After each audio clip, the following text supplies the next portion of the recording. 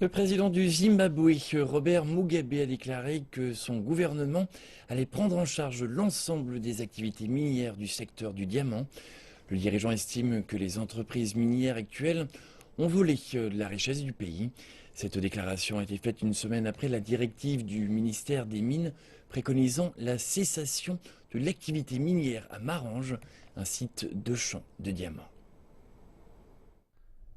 Le gouvernement fait savoir que les entreprises minières n'ont pas fait preuve de transparence concernant leurs opérations et leurs revenus.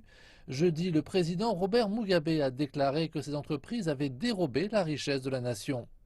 Malgré le fait que les champs de diamants de Marange sont considérés comme le plus grand gisement découvert ces derniers temps, les retombées du site n'ont pas été financièrement significatives pour la population zimbabwéenne.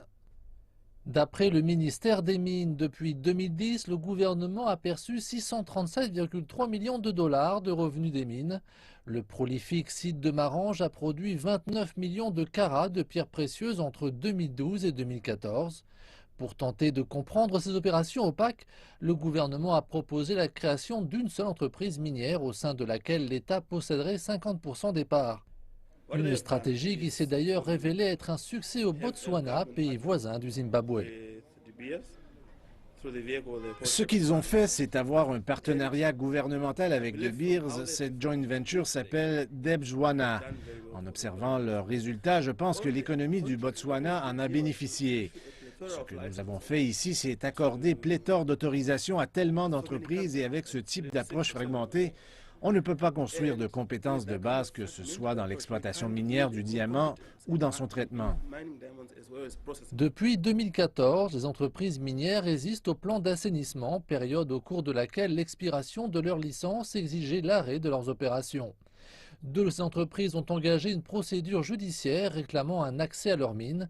Ces mines sont aujourd'hui contrôlées par le gouvernement alors que les craintes se font pesantes concernant la sécurité des pierres précieuses. Ce qui est important à l'heure actuelle, c'est de garantir la conformité avec les exigences minimum du processus de Kimberley pour éviter toute contrebande de diamants. En effet, si on accorde 90 jours aux entreprises, beaucoup de choses peuvent arriver en 90 jours. Pour le président Mugabe, l'État doit maintenant détenir le monopole. Cela pourrait d'ailleurs marquer un changement de politique. Le gouvernement pourrait mettre ses projets en suspens. L'objectif est de consolider et de mettre sur pied une entreprise dans laquelle il pourrait détenir 50% des parts et faire cavalier seul. Posséder une compagnie chargée de l'extraction minière de Marange permettrait d'exercer un contrôle total sur les revenus et, dans le meilleur des cas, d'en faire bénéficier l'économie nationale.